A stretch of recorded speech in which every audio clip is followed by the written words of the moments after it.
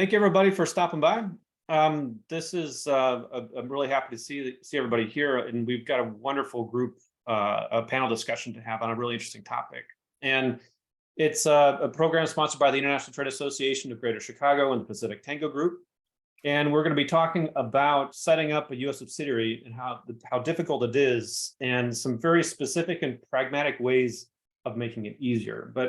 And we're going to be talking about what I like to call the dark matter of setting up a U.S. subsidiary, because there are so many wonderful options out there in terms of getting advice on legal advice, on tax advice, and a lot of these more technical kind of things.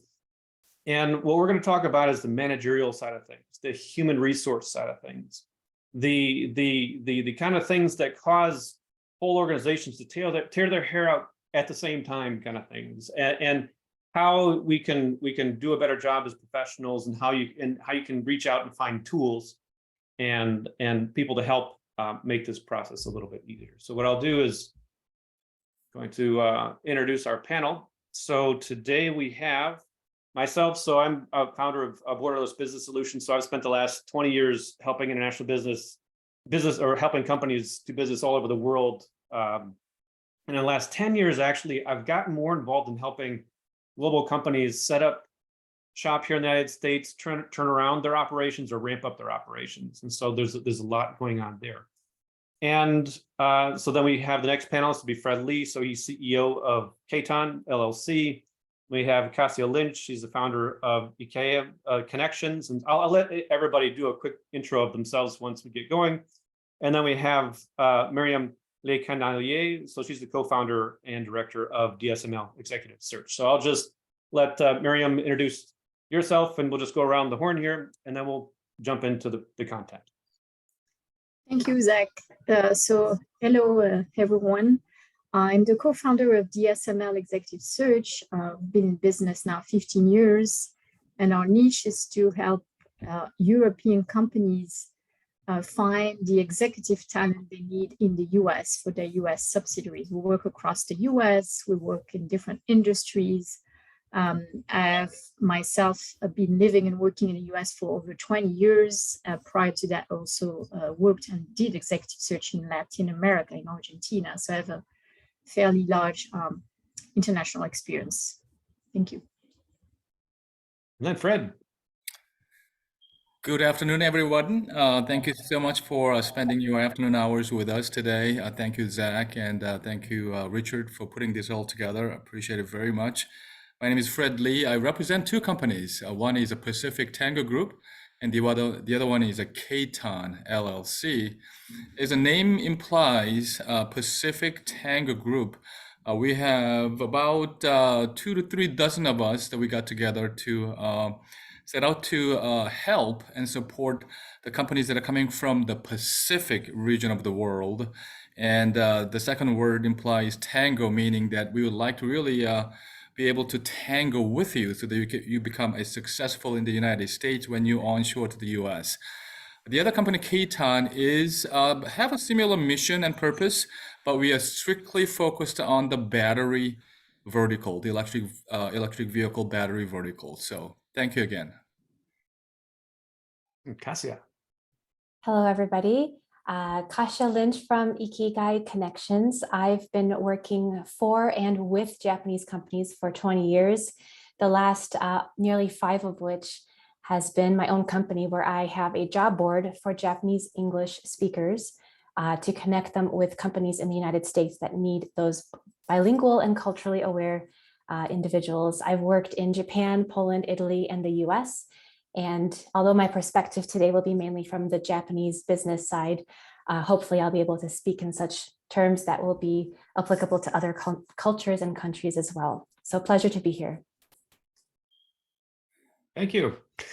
And so what we can do is we're going to jump right into the a couple of main points. So in all the promotional materials that went out, we had a couple of key points that we wanted to talk about, specifically discussing about what to do about the propensity to copy and paste the home office business model into the US office and market. It's a pattern that we've all seen together many, many times, and it causes a lot of challenges for people. So we'll talk about that.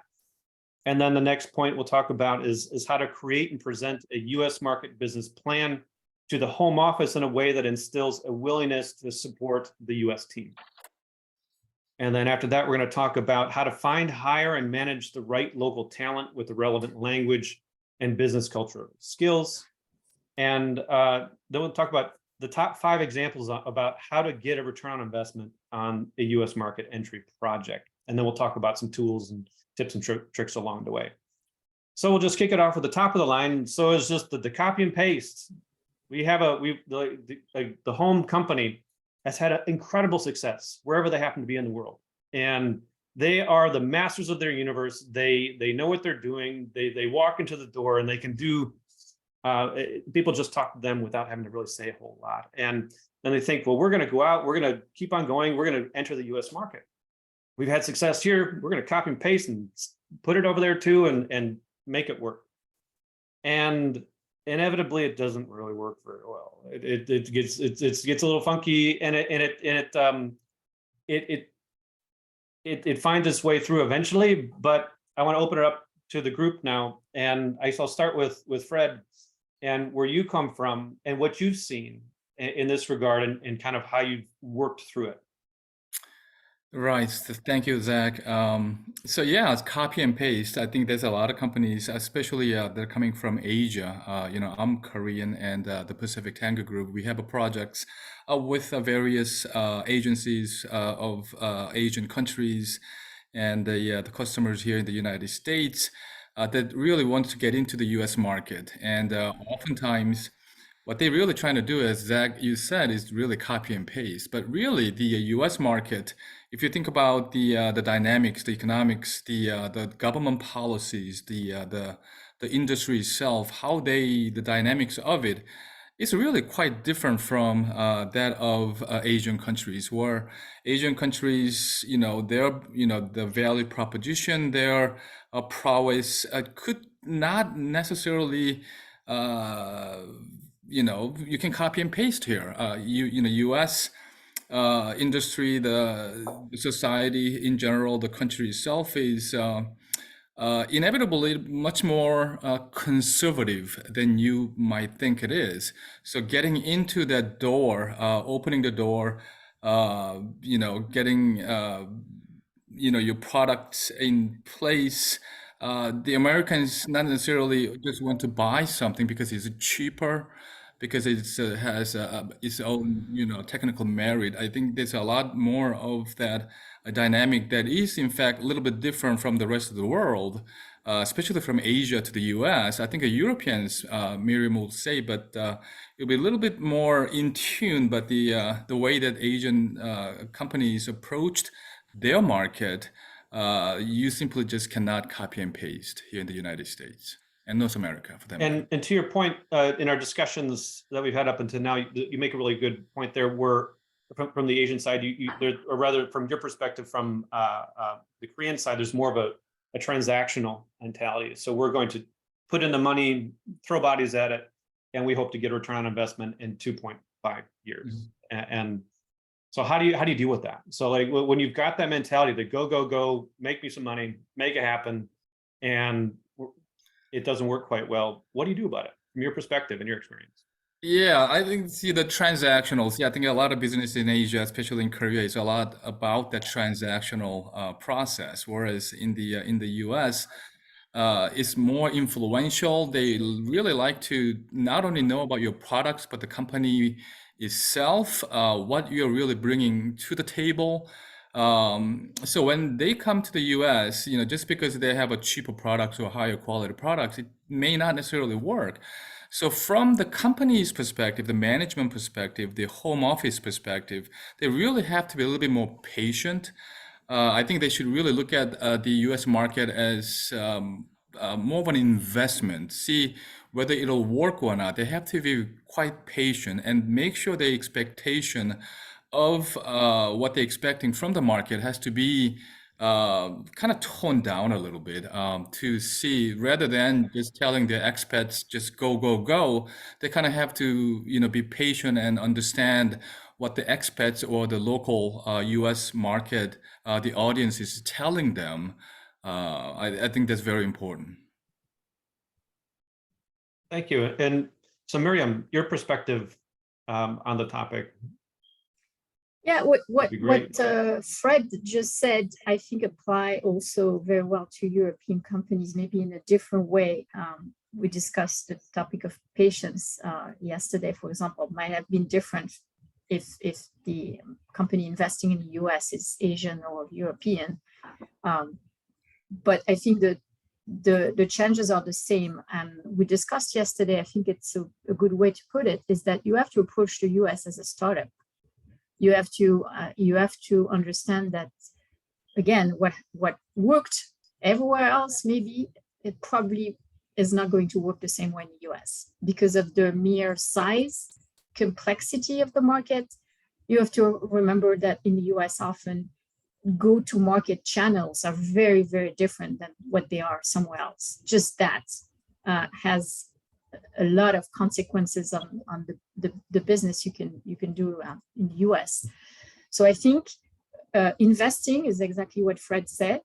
Be ready that it's, you're not going to probably make any money for the first 2-3 years. That's very common. It's rare that you can be profitable right away because you have to invest first, understand the market, and adapt. Like in a startup, adapt your product or your service. Maybe you're offering too many features, not enough, and even the clientele you have in mind that works somewhere else might be a different clientele, at least at the starting of your operation in the US. I have examples in mind, company that came and they say, we sell to this industry. Guess what? After a few months, they realized that there was no market for that industry in the US, but there was an application that was different, and it was a different type of clientele. So that's also something that needs to be really taken into account, I think, to succeed. Yeah, and I'll dovetail into that a little bit too. Is that the people on the ground in the United States, and you mentioned the word startup because that's exactly what it is that the method to success in the home country won't translate over here like we've talked about. And then the people that are going to be able to help you figure out what's going to work is going to really, you have to start over again.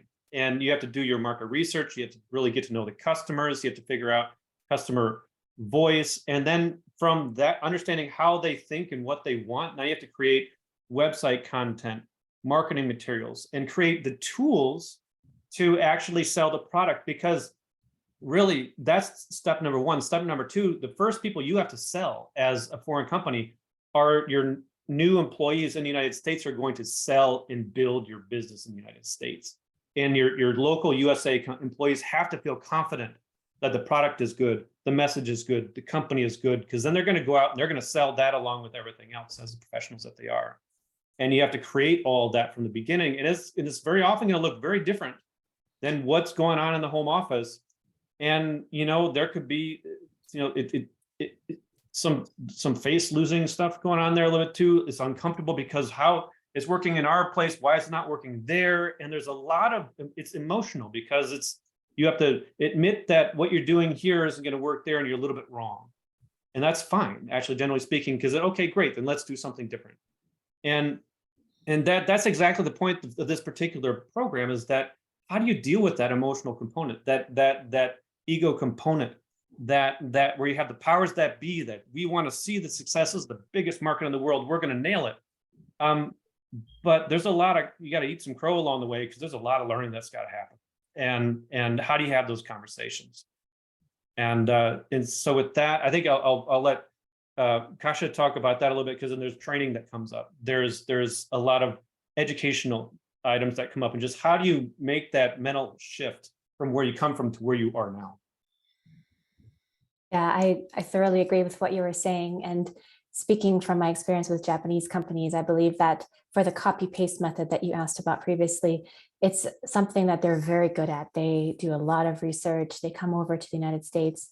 Of course, it depends on what industry they're coming into. But the two things that I do see are that I would like to see them more doing their own personal research with regards to whether it's networking or attending events, or kind of getting to know not just the company in general, doing the research on how it would be in the market, but like for the individuals who will be coming over to kind of get to know the culture, the people. And that leads me to the second point, which, as you brought up, the key to their success is going to be in their manpower decisions. And I think a lot more focus needs to be put on what kind of people they will send over, what kind of people they will find, how willing they are to invest in those people. I personally, obviously, am very involved in the human resource aspect. So finding people who are local but understand your culture, the culture that you're coming from, is also going to be a huge perspective, which I'm sure we'll talk about in one of the other questions. Yeah, and that actually I would kind of skip over the next point. Actually, we'll talk about hiring people, because the people that the first hires will make or break the whole operation. And in my experience, the people that you hire will need to be more entrepreneurial.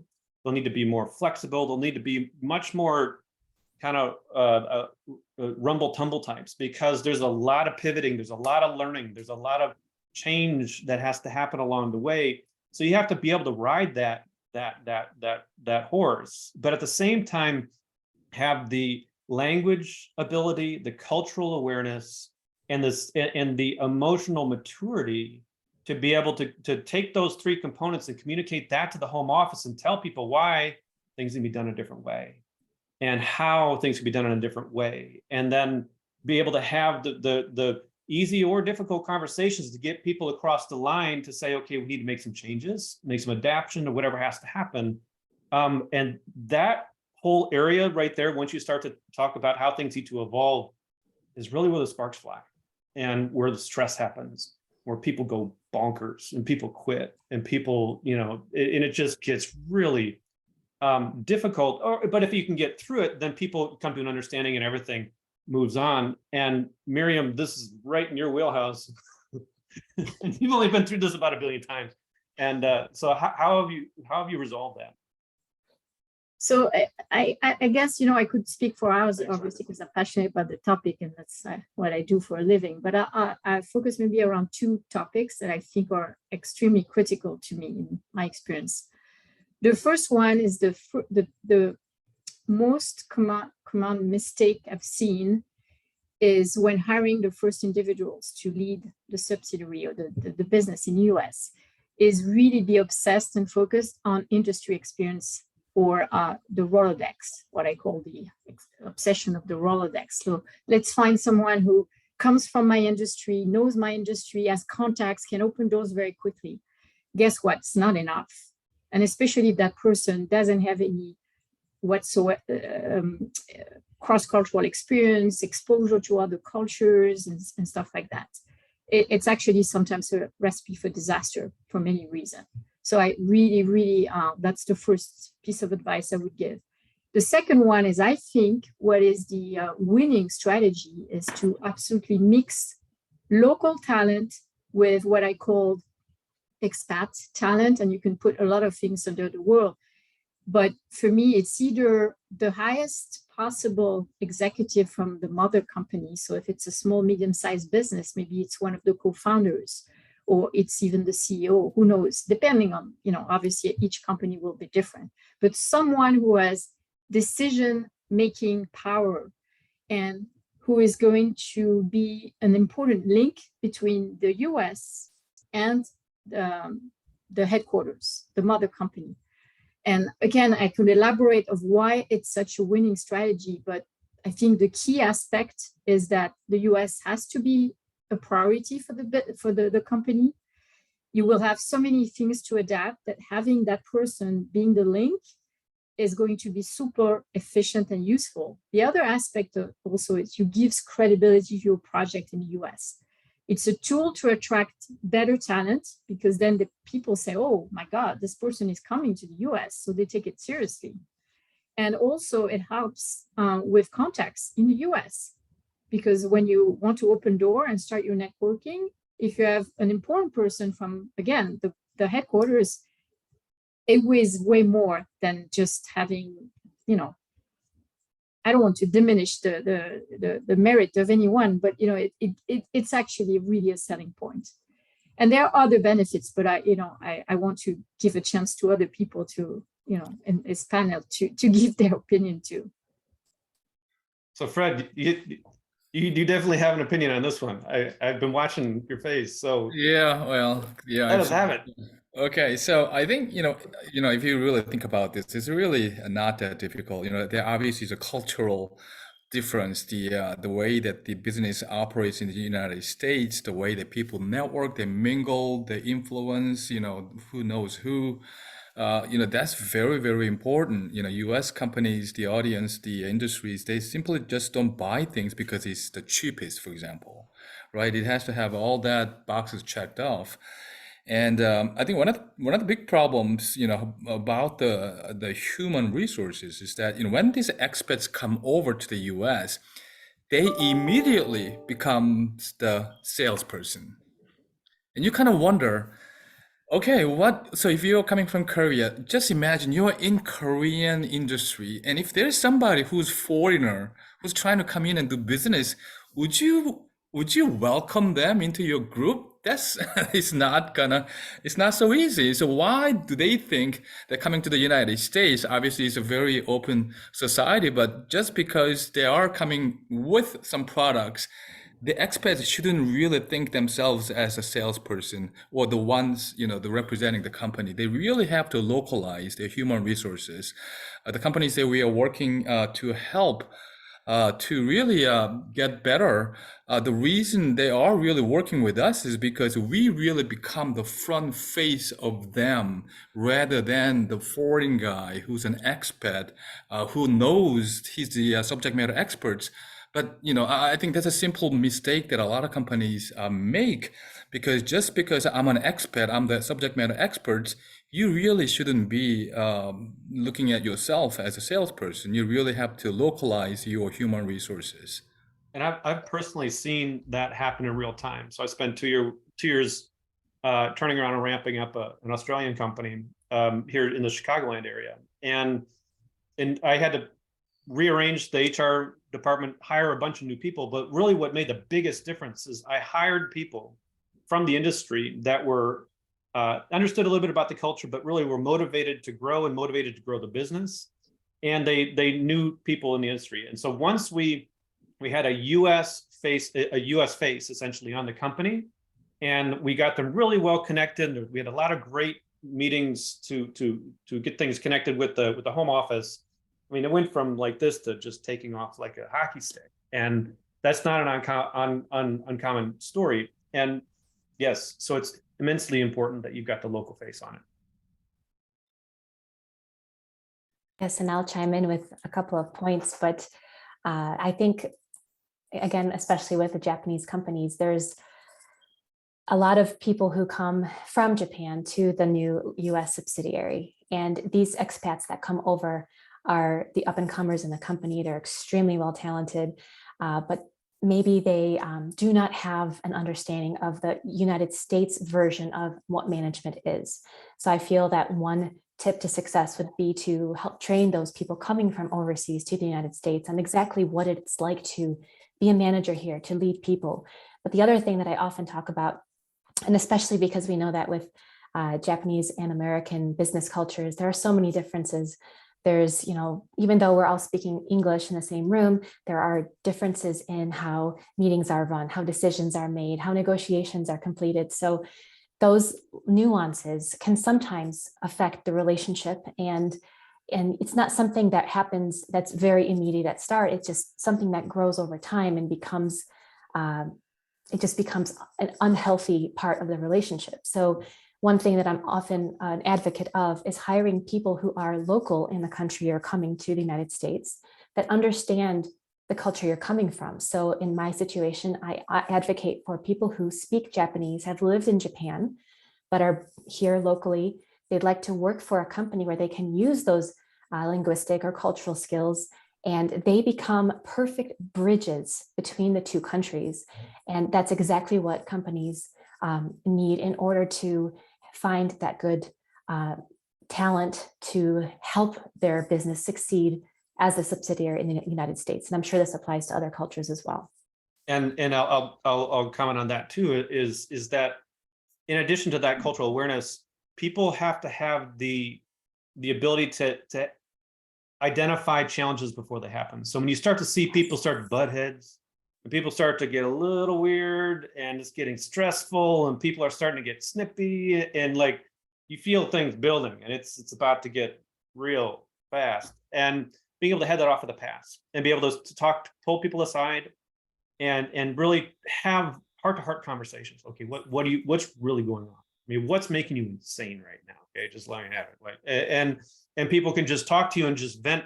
So there has to be an outlet for people to be really honest about the challenges that they're having and to express themselves privately, to get it out, and then being able to then bring people together and then mitigate and mediate the conversation to get past these difficult problems. Because that's the one thing about every startup or any new product launch, anything, is that these type of difficult situations will come up over and over. You just have to get used to having hard conversations and just moving through it, talking about it, moving through it. And there has to be an environment for that to happen.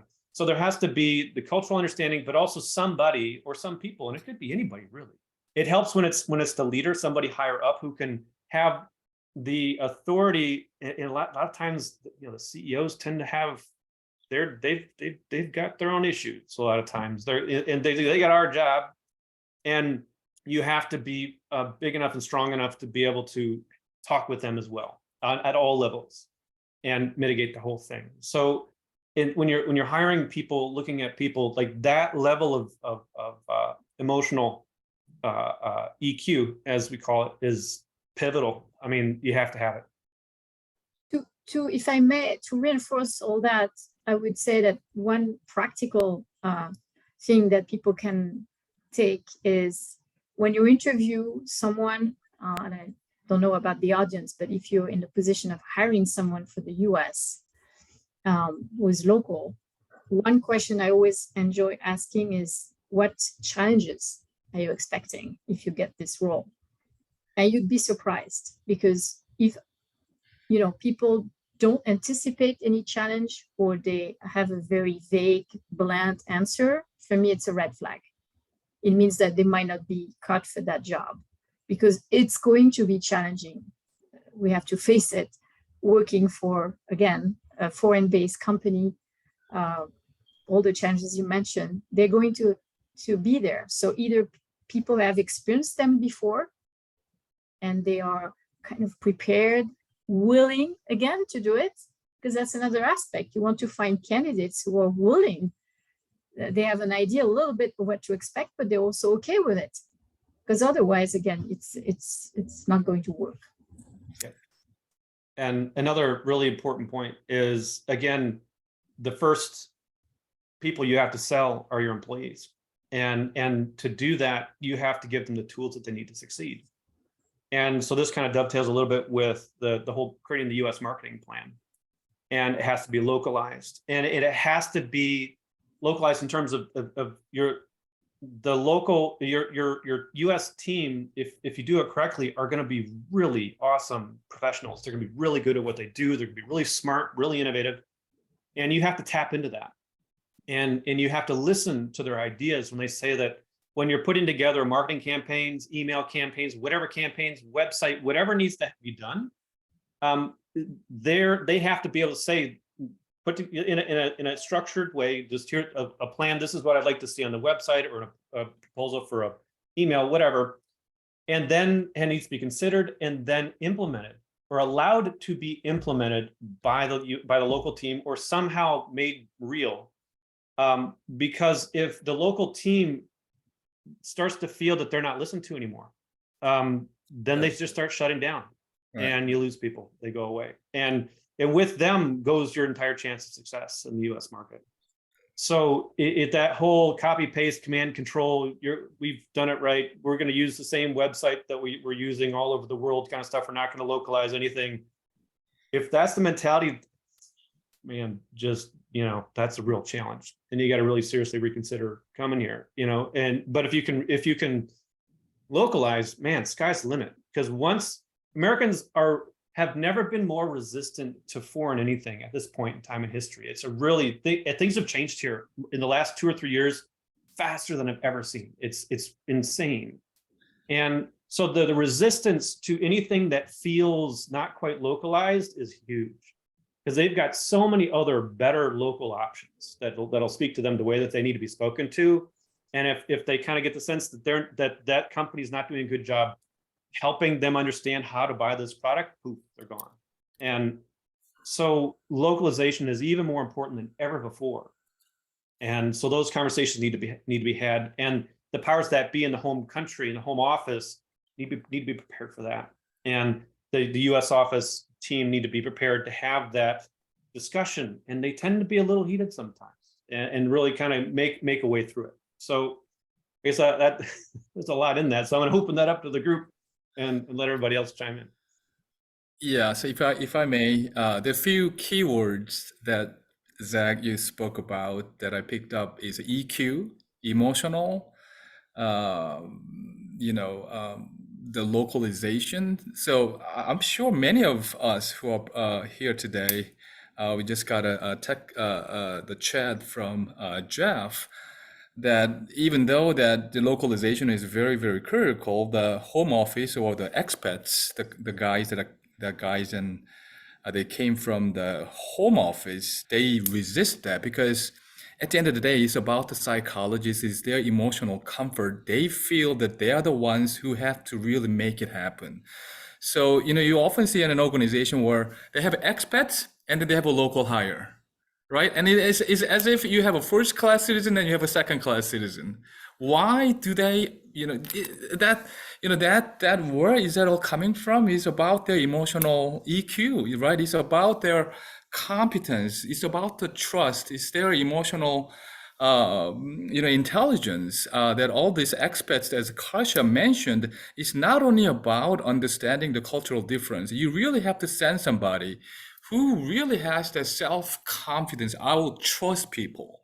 The people that are hired from local market, they are my guys, right? They are not just them and us, and create the separation between I'm an expat, you're a local hire, you're getting paid less, I get paid a lot more, I'm more important than you are. That kind of, basic human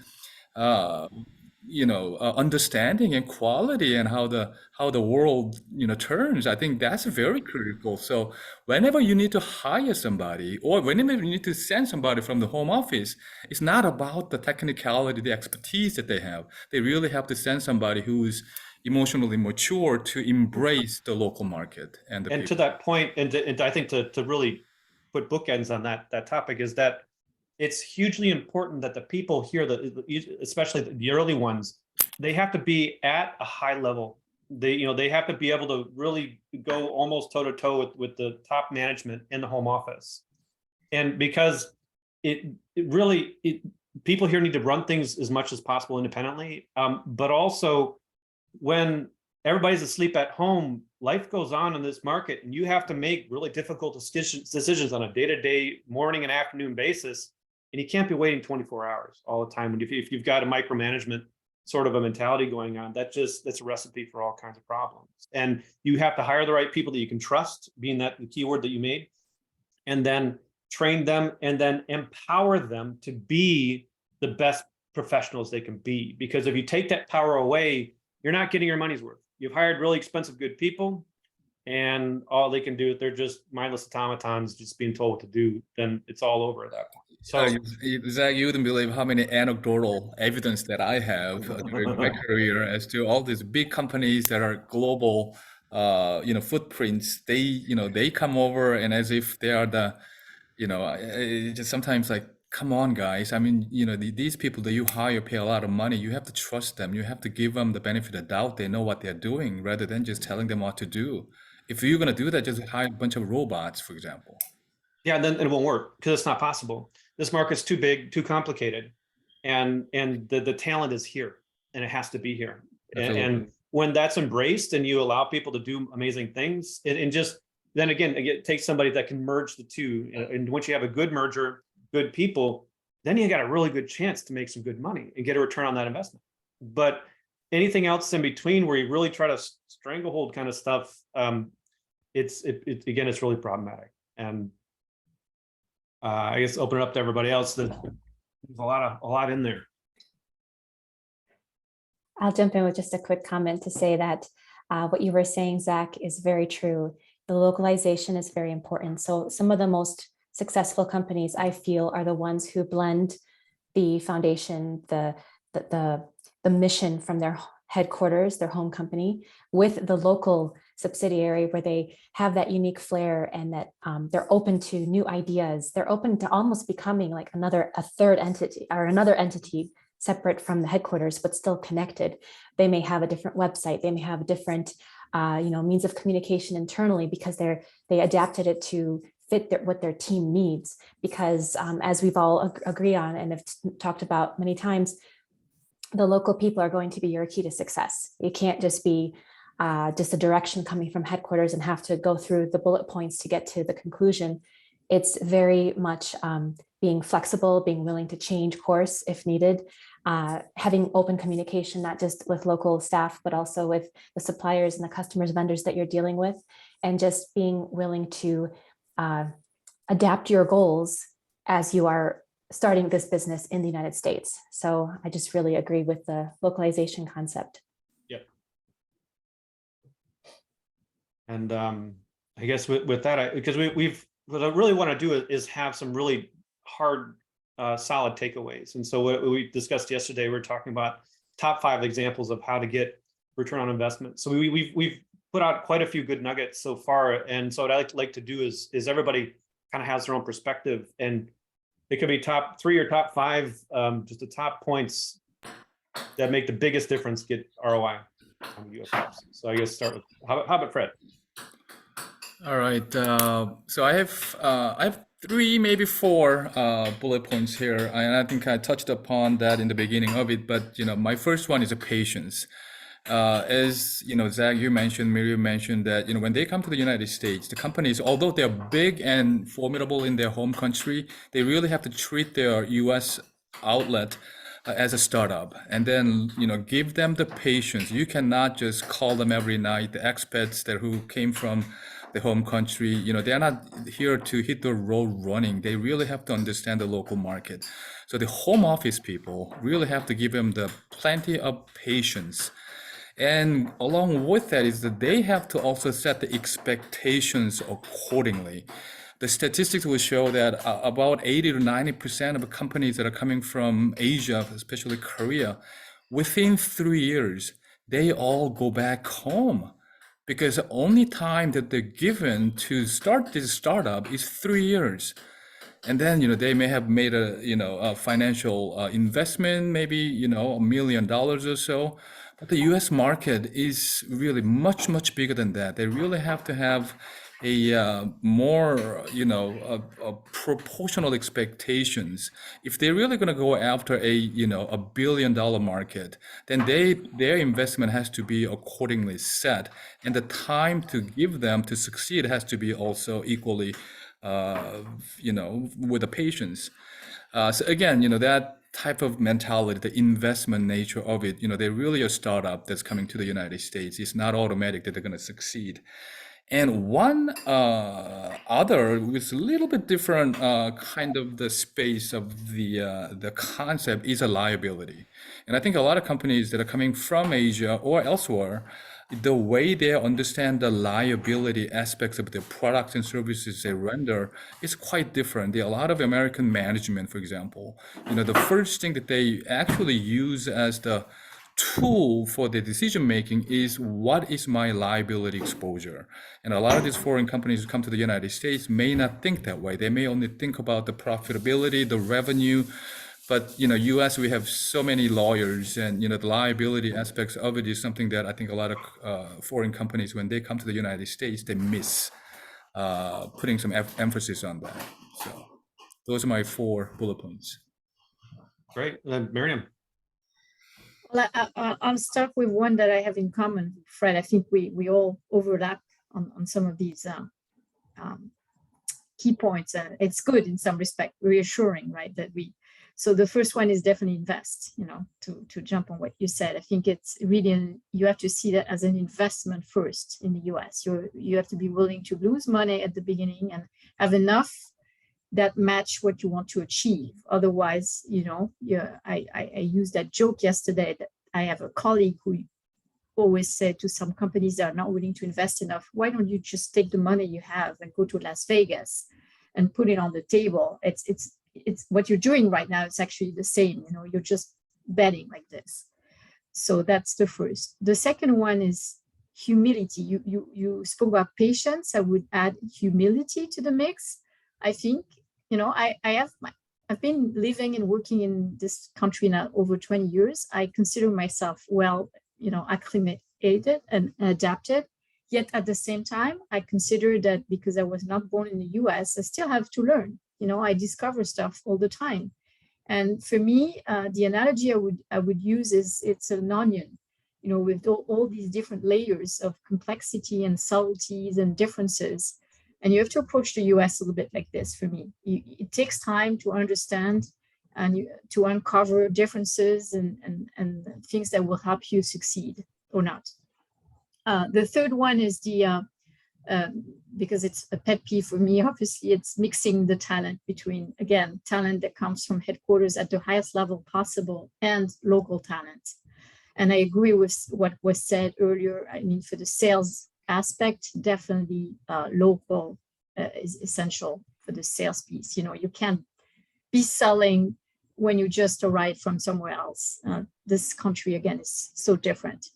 And linked to that, and it would be my last point, is it's really important to establish some sort of communication and reporting that will balance excesses of being either too hands-off or micromanaging. You don't want to be micromanaging the team. It's been said in this hour, really bad idea. Yet you don't want to be totally hands-off either, because you need to understand what's going on and what are the levers of success, and you want to be, people need to be accountable. So you have to find that balance, and it's not always easy, but I think it's linked to very, very strong and clear communication at the beginning, and then obviously during the life of your project in the US.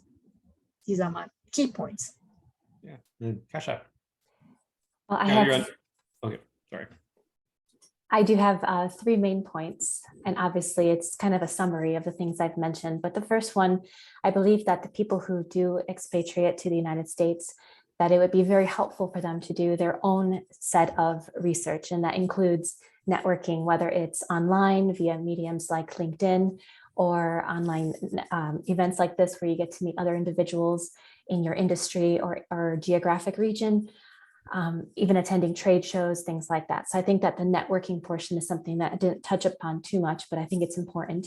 The second one is what everybody else has said. I think the investment, especially in human resources, which includes not just finding, but keeping the talent, is very big.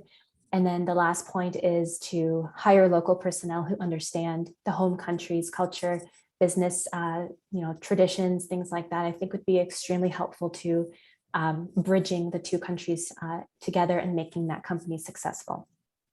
Yeah, I'll kind of dovetail with a lot of these. And the biggest point, and I've had a lot of good friends of mine who started businesses in Europe and also in the United States and all over the place. And over, the topic that keeps on coming up is you can't outsource the process.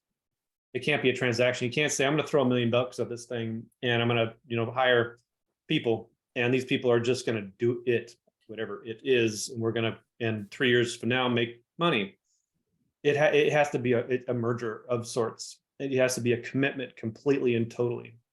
And you have to empower the right people, and they have to commit at a level where they have to be at a high enough level to where they can do the job that they need to do. And then have been given the power and the authority to have the tools to build the tools that they need to make the company money. That's the thing. It's that if you let these people do their jobs, they'll kill it, man. I mean, they'll really go out there and make it happen. And it's a beautiful thing to see when people really start to take ownership of success and of growth and of just all the fun that comes along with it. And next thing you know, things get a lot easier. Success covers up a lot of issues, and the quicker you can get to success, the faster everything just starts to make sense. And you know, that's I've done that myself, and I've watched it happen many times. And yeah, I can't emphasize that enough. And so what I'd like to do is in addition to our conversation here, we have some amazing people in the audience that with some spectacular backgrounds.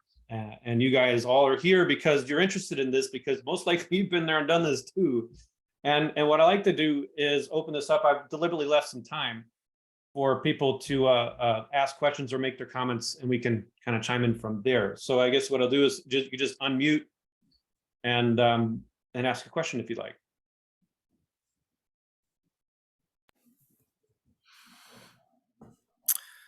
I think I've been reading the chat messages, and Kevin sent a couple of messages here. I think one that is very critical right now, that what we see right now is that obviously we have a supply chain issues in the United States, along with this Inflation Reduction Act, which is the first industrial policy that US federal government has put out since the World War II, I understand. So right now, you know, there's a lot of people coming onshoring to the United States. And his point, Kevin, you should say yourself. Well, yeah. So, you know, quite simply, you know, we see a lot of companies who are being asked by their customers to locate here in the United States. They're saying that we can't accept the long lead times if you're over across an ocean, and there's so much fragility in the system right now. You need to be over here. So these companies come and cut and paste, and then perhaps cut and run, or they put a company in place that has all of the faults that we've been talking about, and the customer knows this sooner or later. As I said in my note, nothing reeks of failure more than internal conflict. And it you know, that internal conflict becomes very transparent to customers when you have a salesperson who is at loggerheads with his expat sales manager. It's disastrous. So just the physical act of relocating a company, or you know, into the United States, putting in a warehouse and a skeleton sales team, that really doesn't do it justice. If you're a foreign company and you're making a lot of your annual sales percentage-wise by selling here in the United States, you need to invest correctly. So, you know, hats off to all of you for really pinpointing these issues and stating them so correctly. Thank you. I've got a question, and I think Kasia touched on this a little bit, but we talked a lot about, you know, what companies should do once they're here, but what can they do to prepare for the move prior to coming to the US or to any other country? Obviously, they're going to do some level of research, but what do the people that the home office is going to send over to the new country, what do they need to be armed with before they come? I can jump on that one real quick. And the first thing you got to do is look at your competition. Look at your customers. Yeah, if I look at the competition and research how and why they are winning their customers, what messaging are they using? What strategies are they using? What channels are they using to get after the customers? And really take that to heart, because these are the people you're going to be competing against. And then going at doing not just so focus groups, get in touch with as many customers as you can get your hands on, and just talk to them, man. Just trade shows are a great place to do this kind of thing, and get out there or work with a third party if you have the budget to do that kind of thing, and gather as much information directly from the source as much as possible, because you'll hear all kinds of crazy stuff that you never thought you'd hear, but it's critical. And competition and customers, and start there, and that's the best place to begin. If I may add to that point, Zach, Seiji, is that a lot of companies, especially that are coming from Asia, you know, they, and again, you know, one of the bullet points that I mentioned, it was investment. So when they go out and really look at the market themselves here in the United States, they go to conferences, they go to trade shows, and so on. They're getting the information from their perspective, their angle. It is kind of important for them to really hire third-party market research, market survey, to really, you know, put yourself aside and then look at it from Americans to the American perspective and see what they really are willing to tell you. And I think, you know, again, that's an investment, it's a time and money, but, you know, it's very important for them to have that initial investment put in place, or just go out and hire somebody who knows already what to do. But often they don't do that. So I think that's an issue. Great question. I would like to add one quick thing. I know we're running out of time, but Seiji, great question. I would suggest that the headquarters also pays attention a little bit more to the current expats and what they're doing, regardless of which geographic region they're going to. I believe that the current expats have a lot of knowledge they could share. And I think maybe in the case of Japan, maybe they aren't asked enough to provide their own personal feedback. They're giving some of the advice that they would share, but if they were truly honest, they would share how difficult it is to move overseas, how much work they have to do, not just during the business hours in their US office, but also in the evenings when they have to call Japan, mornings and nights. They are tired. They have a lot of responsibility. They also have ideas because they're talking with the local people. So I think talking to the current expats or the ones who will be future and giving them a little bit more authority perhaps would be a great idea in that regard. But great question. Thank you. Yeah, Kasha, I think you're honing in on authority is really important. So you have the Japanese expats who are on the phone late at night, essentially asking permission for whatever it is that they're doing back to the home office. That's got to change. That's got to change. So I think Jorg, yeah, you had a point as well. So I'll put you up here too. Thanks. Am I next? Yes, you are. Hello, everybody. Good to see you. And thank you for hosting, Zach. I want to congratulate you both, the Pacific Group and yourself. I don't know how Miriam and Kasha got invited, but I value their inputs as well. I know I've known Miriam for a while as well here in Chicago. I have never met Kasha, but it's a pleasure. Hearing all your insights are more than valuable for this humble 23-year Chicago resident. I've been in the United States 31 years of my life, but I was born in Barcelona. I've transacted business in South America as well. So as a tricultural South America, Europe, and now the US business executive, and having been an expat myself in 2 different cities for several companies in the United States from Europe, with subsidiaries all over the world, I would like to ask of the group, and now I'm freelance consulting if anybody wants to hire me. And the reason for my ask is not just a shameless self-promoting plug. It's more so, where do you see the industry for expats or current US-based talent that has this tricultural approach going in the near future? Like Zach could actually also take any job that he wanted from any of the companies that employ you all. So how do we, Zach, myself, employ ourselves better to suit a company that wants to utilize talent at our level? And for the future, what the prognosis is, whether this market is going to do better for all of us, or whether you see this, like Zach was pointing out very well, I think it was, that the United States has changed really quickly these last few election cycles. I want to say, in the meaning that if it's not made here, we want to be more nationalistic than ever. Sorry, that's 2 questions. I can start because, you know, again, because of what we do, I'm at the forefront of what our clients are asking for. Sometimes it's challenging to convey all the messages that, you know, we discussed this morning, because again, clients come with something very strong in their mind. You know, I need this. That's what we need.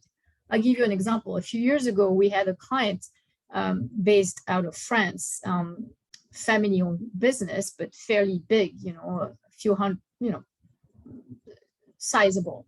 They had made acquisitions in the US, and the latest acquisition they had made was in California. And they insisted that to replace the owner who was retiring, they wanted a leader who was American and from their industry and from California. And we actually challenged them a little bit, but we presented people like that. And guess what? They ended up recruiting someone who was not from the industry, not from California, and on top of that had a French background that was exactly, you know, what I think you implied, someone who had been in the US 20 years. And so far, the person has been in the role for over 5 years. So I can attest it's successful. But it was a fight originally with the clients because they were not convinced. Oh, yeah, but he doesn't know our industry. And that's a little bit the challenge I'm seeing. So it will ultimately be a very unique decision, case by case, depending on the maturity, the client, the industry, also the profiles you can match. Obviously, this particular story I shared, the person had a profile that made sense.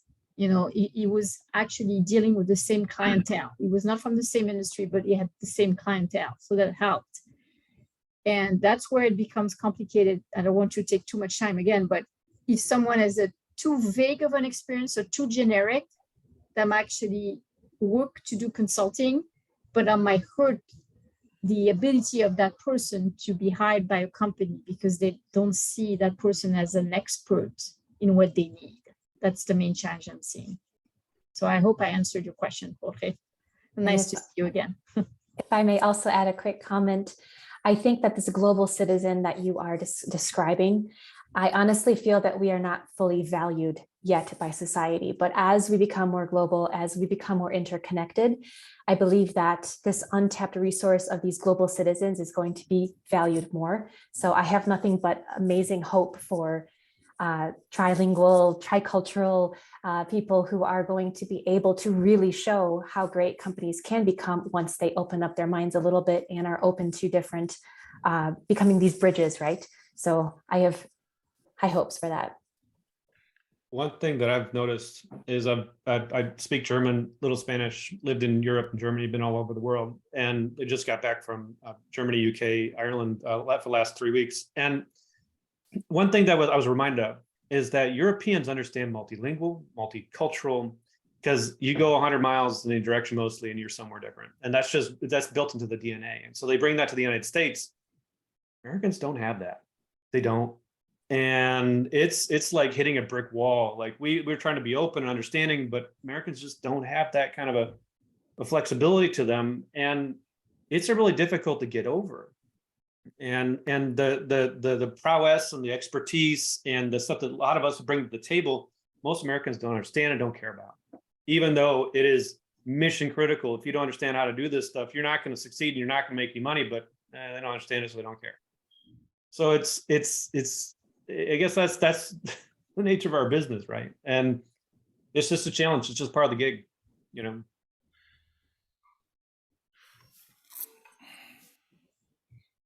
And with that, we are at 1 o'clock in the afternoon. And unless there's any other hot topics anybody wanted to bring to the table really quick before we sign off, I think we can call it a day. And what we can do is, what I'm going to do is I'm going to listen to this recording. And I'm going to write up all the key points that we put together, and I'm going to send it out in a separate email. And then in that email will be all of our contact information, and along with the link to the recording. And so feel free to reach out to us. We're resources anytime, all the time. And thank you for joining us. It's been a wonderful conversation, and we wish you all the best. Thank you. Thank you.